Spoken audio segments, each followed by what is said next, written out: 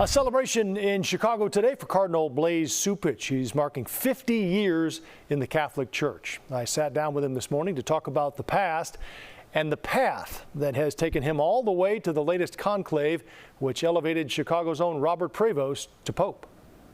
Let's walk through some of the highlights for you, Cardinal. You were ordained as a priest in 1975 in Omaha. Your parents were there. Right. Look back on that day and tell me what was going through your mind at the time.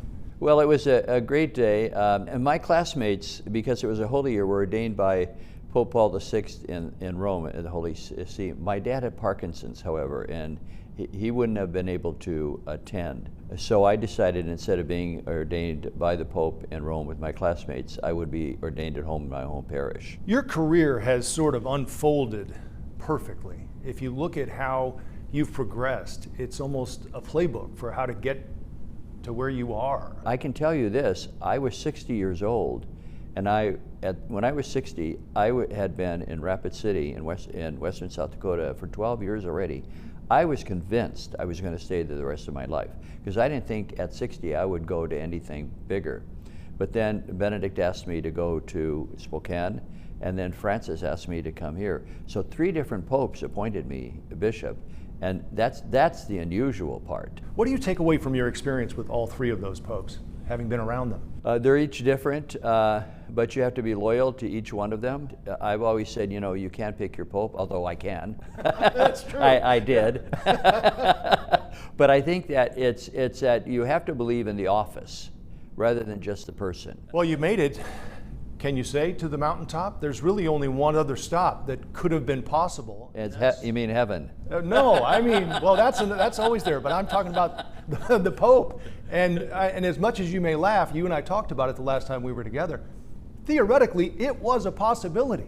Yes, right, but very, very slim, if any. You know, there were 133 of us who were voting, so I probably was 133. Well, still, you were in the conversation, you were in the room. What does it mean to you, 50 years later, to realize you were sitting in a conclave voting for the next pope? Well, it's beyond imagination, of course. All of these cardinals wanted the good of the church first before their own particular whim, and that really was, for me, a very consoling and inspiring insight that I took away from that moment. I saved this question for last because I knew we would be up against the clock and almost out of time. Yeah. So this is intentional. But let me ask you this. What is the meaning of life?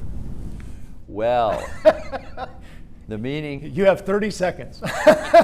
Yes, the meaning is in life is that we are unconditionally loved by God, and He calls us to respond with the same kind of unconditional love for Him and the rest of the world.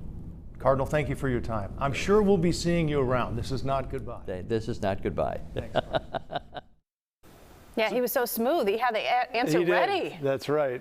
You know, you have to submit your resignation when you turn 75 under church law. He did that last March, but that doesn't mean he's on his way out. Right. It depends on Pope Leo now and when and if he wants to replace him. And we know they're close, they're friends, so that may not happen for a while. He wants to stick around.